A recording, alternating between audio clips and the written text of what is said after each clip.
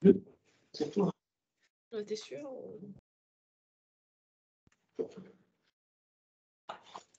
Voilà. Et donc, on peut passer à la première intervention donc, de la communauté urbaine de Dunkerque. Bonjour à tous et à toutes. Donc, je me présente. Je m'appelle Rémi Panavoine. Je suis responsable du service prescription et accompagnement des usagers à la direction cycle de l'eau donc de la CUD. Et aujourd'hui, dans cette thématique, dans ce cycle spécial des services au public en transition, je vais vous présenter un petit peu la mission de mon service pour justement créer une nouvelle démarche d'accompagnement aux particuliers, avec cet objet de voir différemment les choses. Donc, le petit contexte habituel, la communauté urbaine de Dunkerque compétente pour la collecte et le traitement des eaux usées pour 17 communes, 200 000 habitants, 1234 km de réseau, avec environ 200 km de réseau unitaire, 500 km de réseau d'eau usée, 500 km de réseau d'eau pluviale. Donc, bien sûr, comme tous les services d'eau et d'assainissement, on a les enjeux actuels sont de réduire les volumes d'eau rejetés dans ces réseaux, puisqu'on veut éviter en temps d'orage les risques de débordement et d'inondation. Qui dit risque de débordement, donc c'est aussi risque de dégrader la qualité des eaux de baignade en temps de pluie. Et donc, ici aussi, bien sûr, limiter la pose de réseaux surdimensionnés qui génère bien sûr un surinvestissement. Et bien entendu, un des enjeux actuels également, c'est de réduire donc la consommation d'eau potable, de préserver cette ressource en eau. On a également inscrit depuis 2017 la politique zéro rejet, donc dans notre règlement d'assainissement. C'est-à-dire que les nouvelles habitations doivent donc gérer les eaux pluviales à la parcelle, ou en tout cas démontrer cette impossibilité et demander un branchement d'eau pluviale s'ils ne peuvent pas le faire sur leur parcelle. Et bien entendu, le dernier contexte important, c'est le dispositif éco-gagnant mis en place en décembre 2020 sur le territoire communautaire. Je change le monde et j'y gagne, avec 4 thématiques importantes: réduire la facture énergétique de son logement, économiser en triant mieux et en réduisant ses déchets, moins dépenser en se déplaçant, et réduire sa consommation d'eau potable, notamment. Donc, c'est les 4 thématiques, ça donne un peu l'idée du contexte dans lequel on s'inscrit. Donc, pour aider notre projet d'accompagnement, de cette nouvelle accompagnement des usagers sur la gestion des eaux pluviales, on a fait un important benchmark en plusieurs mois auprès des collectivités françaises, les métropoles, les agglomérations, les communautés urbaines, régions, départements, qui ont déjà mis en place ce type de dispositif, ou en tout cas, ou ont eu cette idée en tout cas de lancer cet accompagnement. On a également fait un important benchmark auprès des entreprises de travaux publics, donc du secteur, au nord de l'île, jusqu'à la communauté urbaine de Dunkerque, 5 paysagistes, 2 fournisseurs donc de produits comme Graph, des constructeurs de produits, des magasins grand public, donc que les usagers lambda peuvent se rendre, les bureaux d'études, et également, bien sûr, nos partenaires comme l'Agence de l'eau et l'Adopta. Donc, le bilan de ces benchmarks a permis de faire ressortir des éléments de contexte aussi importants, c'est que la filière n'est pas organisée sur le territoire communautaire. En fait, on s'est rendu compte que les coûts de travaux variaient du simple au triple, c'est-à-dire qu'un usager qui demandait la même prestation pouvait se retrouver avec une facture 3 fois plus chère. Donc, ça montre aussi que cette filière n'était pas organisée. Les professionnels interrogés manquent de formation ou d'information sur la gestion des eaux pluviales. On voit bien qu'ils sont tous conscients de l'enjeu environnemental, ça c'est clair, et l'enjeu économique pour particulier de la récupération et de la réutilisation des eaux pluviales. Donc, on voit que le projet porté par la CUD est ambitieux, puisqu'on veut vraiment intervenir sur toute la filière, également novateur dans la façon de l'aborder, je vais montrer pourquoi. Également, important, c'est que l'état des lieux sur notre territoire, on n'a jamais communiqué à ce jour sur la gestion des eaux pluviales et la réutilisation. Donc, on va démarrer de zéro sur notre territoire auprès des usagers. Donc, c'est pour ça qu'il faut bien amorcer cette sensibilisation. On va devoir mettre en place une campagne de communication et un accompagnement positif au changement. On va devoir embarquer la population et donc il faut trouver la bonne façon de le faire. Et donc, il faut caler un dispositif de communication pour que ces nouvelles politiques soient efficaces et le changement durable. Ça, c'est notre commande du président. Commande qu'on avait du président justement pour ce projet. Et donc, l'idée, c'est bien sûr de toucher les usagers avec un produit d'appel, on va le voir, et d'accompagner les professionnels de la filière, parce qu'on a vu que cette filière n'était pas organisée à ce jour. Donc, l'aide envisagée, parce que c'est un dispositif d'aide, de 3 types d'aides qu'on envisage. Donc, on pourra répondre dans les questions-réponses de manière plus détaillée si vous le souhaitez. La première aide qu'on envisage, c'est le produit d'appel, c'est le lancement de la sensibilisation. Ça serait une aide à l'acquisition d'un récupérateur d'eau de pluie. C'est à la portée de tout le monde. Chacun, ça parle à tous de pouvoir récupérer sa gouttière, de remplir un récupérateur, de pouvoir arroser les plantes de son jardin. Ça paraît même normal d'arroser son potager avec de l'eau de pluie plutôt que de l'eau potable. Pourquoi pas de laver son véhicule, voilà. Donc c'est les premiers usages à la portée de chacun qu'on pourra accompagner. Ensuite, bien sûr, on va aider, on pense aider en tout cas sur une réalisation d'une étude de récupération et d'infiltration des eaux pluviales. C'est-à-dire que d'étudier le potentiel de chaque maison pour montrer le potentiel d'économie, de récupération qu'on pourrait faire pour une maison. Et également, parce qu'il faut savoir qu'on avait la politique tout tuyau, hein, c'est-à-dire à l'époque, les gens, quand il pleuve, on le voit bien, hein, appellent facilement le service pour dire bah, j'ai de l'eau, il y a une rétention d'eau dans la rue, ça s'évacue pas assez vite ou dans mon terrain. Mais non, faut rassurer les gens, faut expliquer que le terrain peut boire. Il faut donc, on va accompagner aussi la réalisation d'études d'infiltration, des tests de perméabilité à la parcelle pour montrer que oui, il faut rassurer, le terrain est en capacité de boire aussi d'eau. Et donc, la dernière partie de l'aide, la plus importante, on va dire, du niveau financier, c'est une subvention aux travaux de gestion des eaux pluviales à la parcelle. Donc, par exemple, la pose d'une une cuve de récupération enterrée de pluie, afin de réalimenter, par exemple, les sanitaires en eau pluviale, de la réalisation de puits d'infiltration, de noues d'infiltration, voilà. Donc, des choses un peu plus poussées. Mais donc, ce sera un accompagnement technique et financier dans cette démarche. Donc également, on l'a vu au tout début, la filière professionnelle n'est pas organisée. Donc l'idée également, sera de créer une charte autant pour les bureaux d'études que pour les entreprises de travaux. Un peu comme nous l'avons fait à la communauté urbaine de Dunkerque par rapport à la prime éco-habitat, où les entreprises de travaux du bâtiment peuvent être chartées, et donc ce qui respecte un cahier des charges. Donc c'est par exemple un cadre de devis type, un cadre de facture type, pour que les gens puissent facilement comparer et éviter justement ces risques de débordement dans les prix. Et également, on mettra en place une formation obligatoire qu'on pense justement pour resensibiliser chacun et bien recaler les termes. Parce que c'est vrai qu'on a pu voir dans notre benchmark que les termes sont parfois mal employés en tout cas. Donc l'idée, ça sera ça. Donc on va pouvoir permettre d'offrir une filière plus encadrée, plus sensibilisée aux particuliers qui vont justement se lancer dans cette démarche. Donc, comme on l'a vu, la volonté du président est bien un accompagnement positif.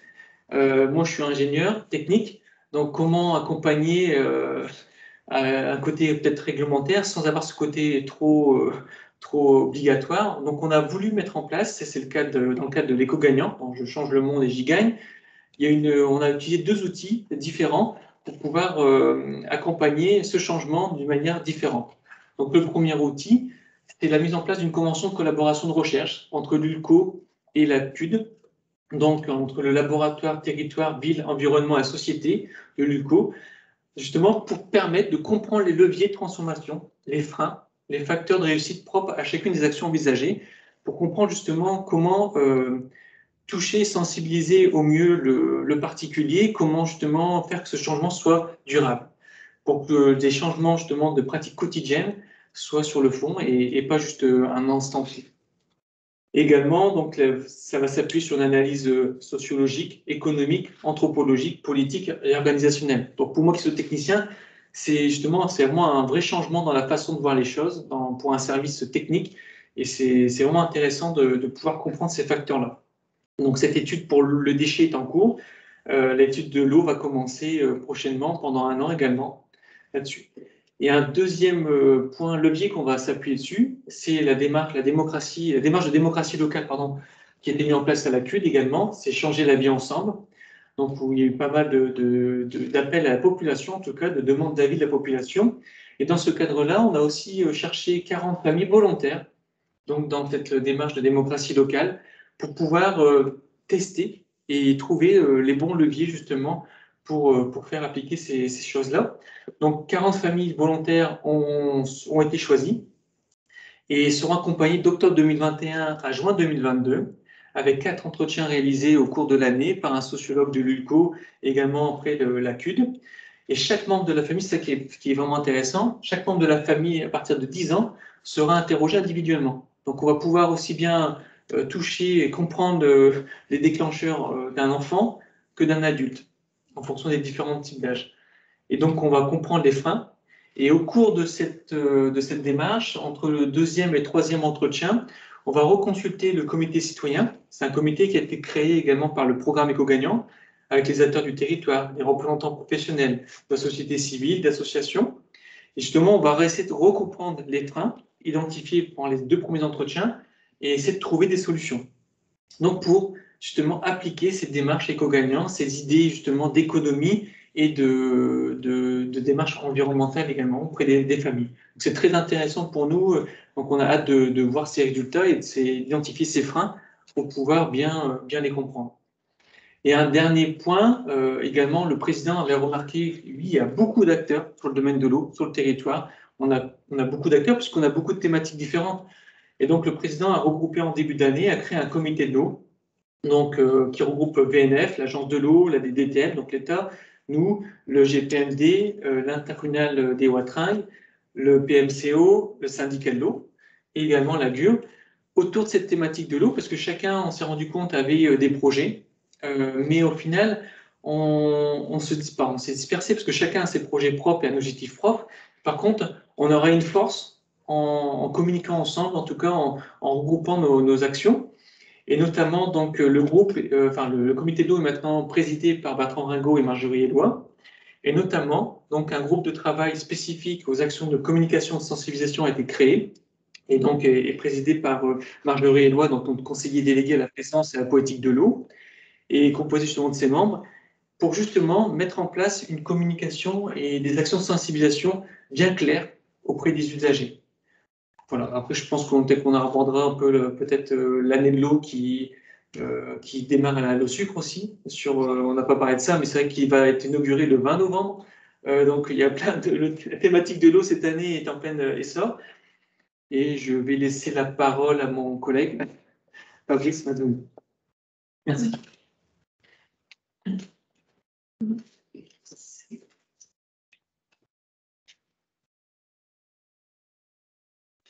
Merci Rémi. Bonjour, Fabrice Mazouni, directeur du syndicat de l'eau du Dunkerquois. Je vais rappeler quelques éléments de situation et quelques enjeux relatifs à la ressource en eau. Alors, comme vous le savez, très certainement, le syndicat de l'eau du Dunkerquois a pour mission d'aller puiser l'eau potable qui est distribuée sur le territoire littoral depuis la ressource disponible de la nappe de la Craie qui se situe dans l'Audomarois.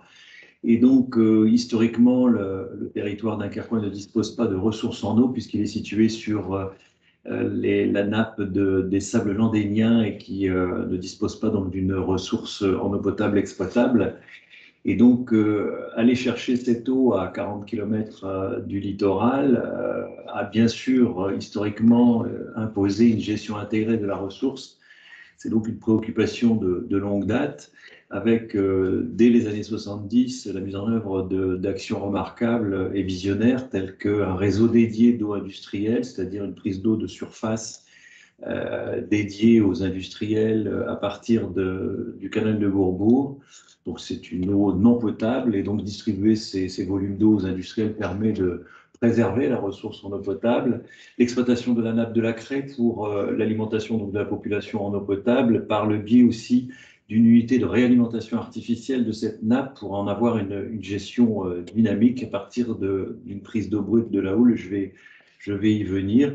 Et donc, ça a imposé aux opérateurs, dont le syndicat fait partie, eh bien une gestion vertueuse avec, par exemple, une gestion du patrimoine adapté et engageante avec le maintien d'un patrimoine de distribution, c'est-à-dire réseau, château d'eau, réservoir, etc., maintenu en parfait état de fonctionnement pour éviter toute fuite, toute perte d'eau. Et pour vous donner l'illustration de ce niveau, eh bien le rendement de distribution des réseaux, c'est-à-dire le rapport entre l'eau prélevée et l'eau réellement distribuée, eh bien, est de 92% pour l'ensemble de nos réseaux, là où sur le territoire national, eh bien, on se situe plutôt autour de 75% donc des des fuites, des pertes en eau extrêmement réduites, et le syndicat a été d'ailleurs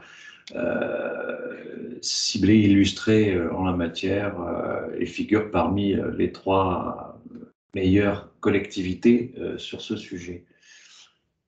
Le service public de l'eau potable, donc tout d'abord, 29 communes desservies, à peu près un peu moins de 250 000 habitants desservis si on compte les ventes d'eau en gros, puisque nous alimentons quelques partenaires, notamment sur le territoire de l'Audomarois, et puis quelques communes partenaires qui font partie de la CCHF et alimentées par Noréade. Nous distribuons 14,5 millions de mètres cubes prélevés à partir de 13 forages dont le syndicat de l'eau du Dunkerquois est propriétaire sur le territoire donc audomarois. Cela nécessite à peu près un peu moins de 1600 km de canalisation pour acheminer ces volumes d'eau jusque aux différentes communes et aux habitants, aux usagers consommateurs. Et donc, nous disposons d'une gestion dynamique de cette ressource, et de nouveaux services ont été actés tout récemment, tels que la réduction de la teneur en calcaire de cette eau potable distribuée et la télérelève des compteurs. Je vais y venir.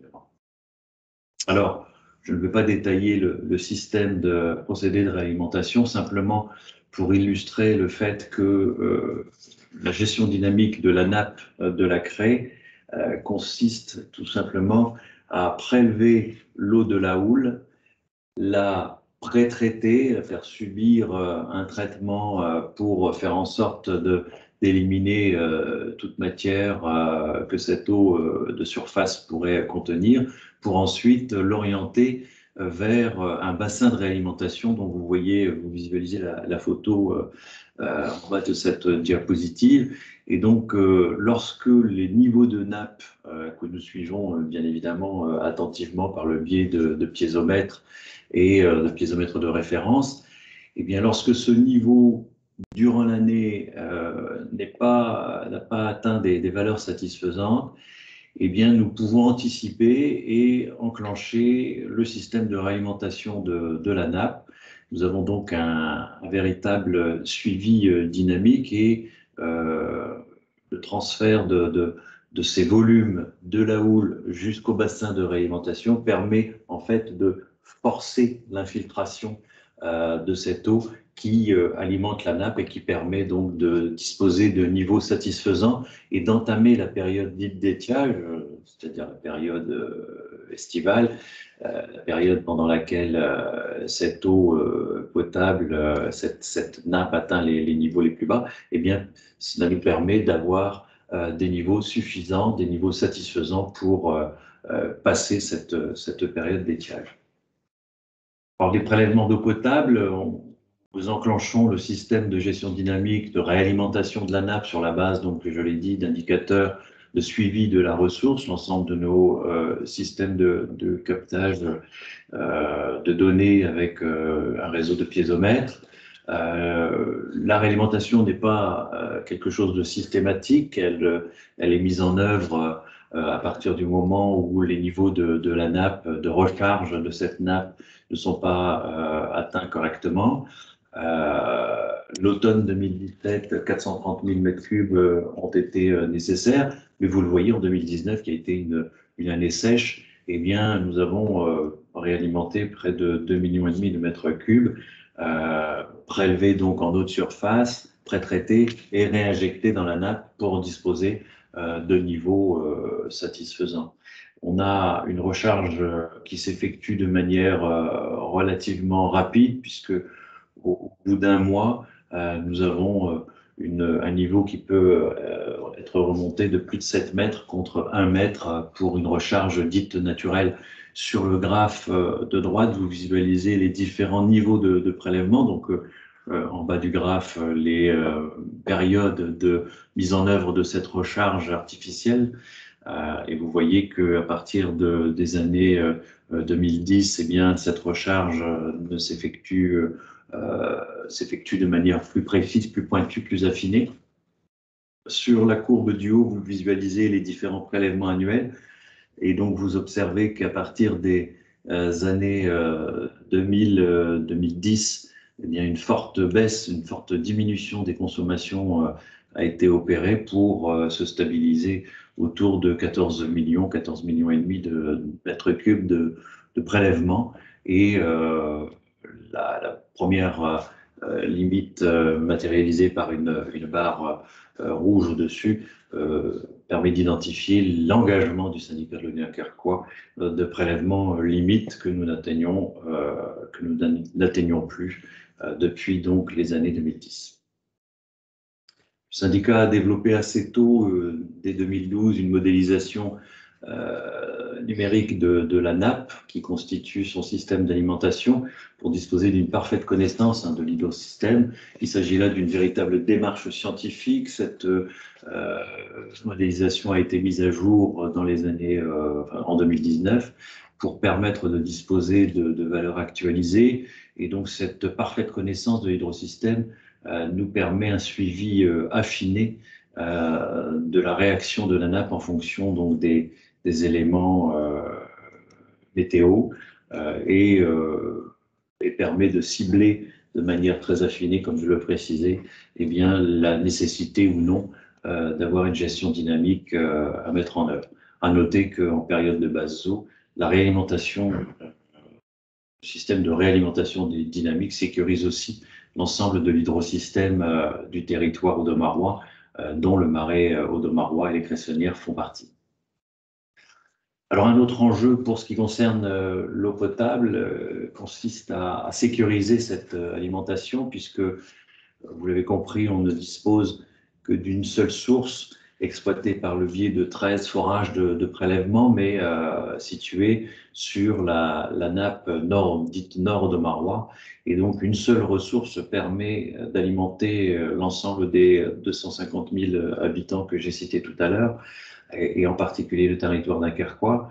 Il est donc nécessaire de sécuriser cette alimentation et c'est un travail initié de longue date qui s'opère avec les territoires voisins, le Calaisis, le sud audomarois, pour définir des projets soit d'échange d'eau, donc de fourniture d'eau en gros lorsque un événement le rendrait nécessaire. Et quand on parle de sécurisation, eh bien, on peut évoquer un événement,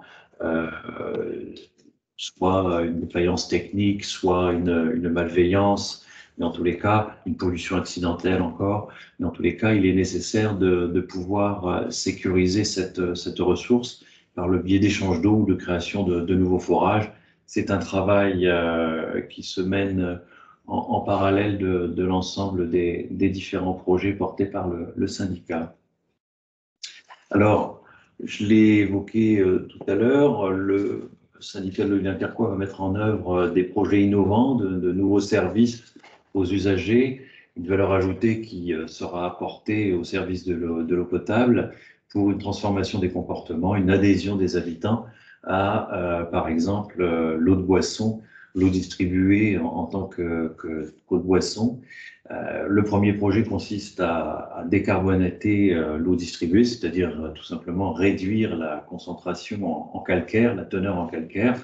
Et on parle tout simplement de degrés français, donc passer d'une dureté de 33 degrés français à une dureté de 22 degrés français permet d'avoir un confort d'usage bien supérieur en utilisant cette eau un peu plus douce. Confort d'usage, mais aussi économie réalisée, puisque la concentration en calcaire génère des dégradations des différents équipements, équipements sanitaires, appareils électroménagers, etc. Et donc, c'est non seulement un confort qui sera apporté à l'usager, mais aussi des gains de pouvoir d'achat par une préservation des différents équipements et une meilleure durée de vie de ces différents équipements. Un projet donc qui répond véritablement à des attentes de la part des différents usagers. Ça a été démontré lors des différents sondages calorimétriques qui sont opérés chaque année. 86% des usagers souhaitent la mise en œuvre de ce projet, d'une telle réduction du calcaire. Un investissement lourd de près de 14,7 millions d'euros qui va se mettre en place à partir de début 2022 pour une durée de mise en œuvre de 2 années et en visant donc un démarrage toute fin de l'année 2023.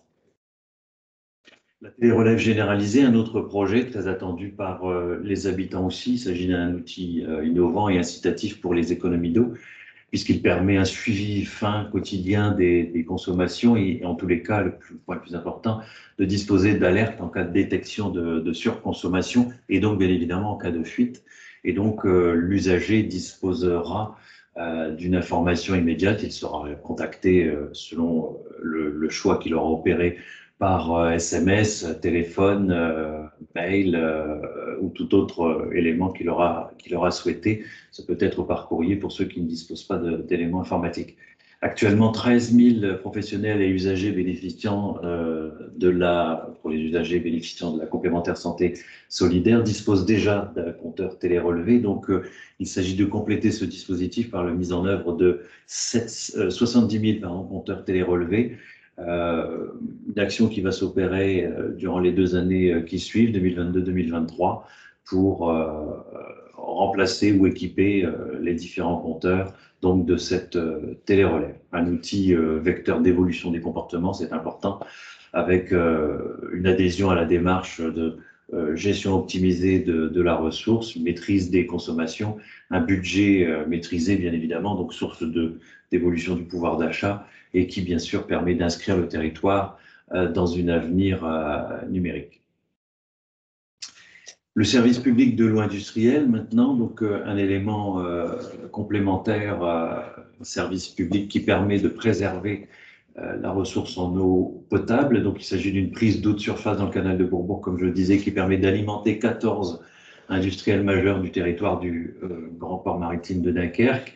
Ce sont plus de 22,5 millions de mètres cubes qui sont prélevés et distribués pour assurer l'eau de process de ces différents industriels. Et donc, il est indispensable de préserver et permettre l'évolution de ce service public d'eau industrielle pour accompagner l'évolution économique du territoire. Une démarche stratégique de préservation de cette ressource et de définition donc des capacités du milieu à assurer cette distribution orientée vers les industriels, eh bien, a été mis en marche avec des études, les études de la ressource.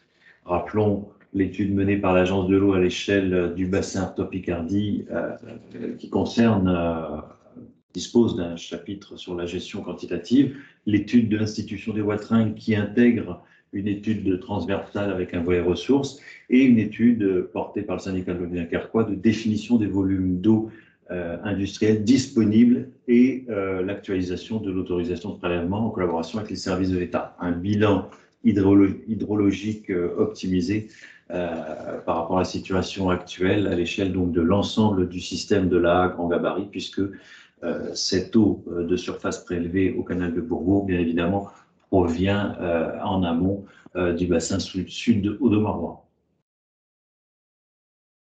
Après, de manière complémentaire aux études, eh bien, nous avons mis en place la réalisation d'outils en partenariat avec l'AGUR, notamment dans le cadre des toiles de l'eau. Eh bien, une toile de l'eau industrielle a été construite. Il s'agit d'un outil prospectif pour identifier les différentes opportunités d'économie circulaire sur ce volet eau industrielle.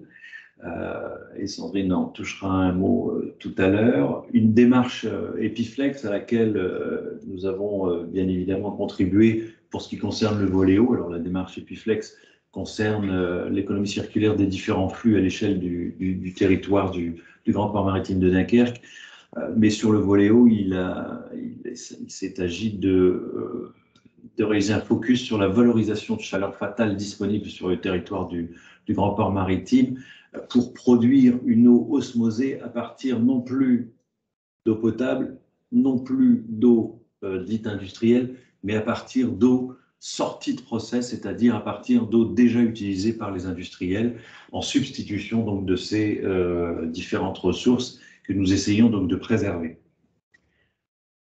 Tout cela doit permettre de déboucher sur des projets d'économie circulaire concrets, des projets d'économie circulaire de l'eau industrielle qui font partie d'une démarche intégrée complètement partagée avec les partenaires que sont la communauté urbaine de Dunkerque et le Grand Port Maritime de Dunkerque. Tout d'abord pour accompagner régulièrement et de manière globale les différents industriels dans le cadre de leur optimisation de consommation d'eau industrielle, puis pour étudier les différents potentiels de réutilisation des eaux, donc sorties process, pour les réintégrer dans le système de distribution et faire en sorte que les industriels consomment une eau déjà utilisée en sortie de process plutôt qu'une eau constituant nos différentes ressources. Je rappelle l'étude portée par le GPMD qui concerne le traitement mutualisé des rejets process et l'étude portée par la communauté urbaine de Dunkerque sur la réutilisation des rejets sortis de stations d'épuration urbaine en qualité d'eau de process, projet dit REUT. Voilà, merci beaucoup. Donc, comme annoncé, avant de passer au temps d'échange, on va vous proposer pendant quelques minutes que notre collègue Sandrine vous dise quelques mots sur les toiles de l'eau.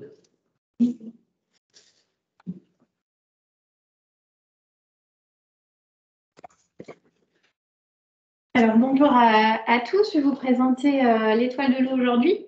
Alors, je ne vais pas revenir sur l'explication de la genèse du projet, mais plutôt l'élargissement d'étoiles à la thématique de l'eau. Pourquoi d'étoiles de l'eau et quel intérêt le syndicat de l'eau du Dunkerquois avait à se doter de tels outils. Alors, en déployant ces approches écosystémiques, notamment en premier lieu à la thématique de l'industrie et de l'énergie, en fait, on a très rapidement su démontrer que l'étoile était des outils qui pouvaient permettre d'offrir une lisibilité partagée du fonctionnement d'un écosystème par les différents acteurs d'un territoire, que ça pouvait laisser entrevoir des dynamiques, des interactions. De ce fait, ces toiles en fait, s'inscrivent comme des outils pouvant permettre de favoriser l'émergence et la mise en place de symbiose et d'énergie entre les acteurs d'un territoire. Alors, bien évidemment, les outils se sont déployés à la thématique industrielle, à la thématique de l'énergie, et finalement, ça s'applique aussi à la thématique de l'eau. C'est ce qui a amené le syndicat de l'eau du Dunkerquois à solliciter la LUR afin de se doter de tels outils. L'eau en fait constitue un enjeu essentiel et impacte les différents aspects du développement d'un territoire. Alors effectivement, on a besoin non seulement d'eau pour couvrir les besoins en eau potable de la population, mais pour faire vivre aussi cette population, on va avoir besoin d'eau pour assurer le maintien et le développement des activités économiques sur ce même territoire. Or, on le sait tous aujourd'hui, la ressource en eau n'est pas limitée. On va, là, comme vous avez pu le constater avant, d'après les propos de Fabrice et Rémi, un certain nombre d'initiatives publiques locales ont été mises en place à destination des ménages, en faveur des économies d'énergie, mais on voit effectivement que certaines actions ciblent le domaine économique. Et le secteur de l'industrie est apparu comme un secteur d'investigation prioritaire également pour le syndicat de l'eau du Dunkerquois, d'où la construction d'une première toile de l'eau, la toile de l'eau industrielle, qui est aujourd'hui donc finalisée, qui schématise ici le réseau d'eau industriel qui aujourd'hui donc dessert 14 établissements industriels. Alors pour avoir une vision aussi la plus exhaustive possible de l'usage industriel de l'eau, on a également fait apparaître les industries qui étaient très fortes consommatrices d'eau potable sur le territoire. Mais on a également fait apparaître les industries qui n'étaient pas forcément reliées au réseau d'eau industriel, mais qui s'alimentaient en prélevant directement l'eau en eau de surface, donc soit l'eau de mer, soit l'eau des canaux, ou qui puisaient aussi pour certaines l'eau dans la nappe souterraine.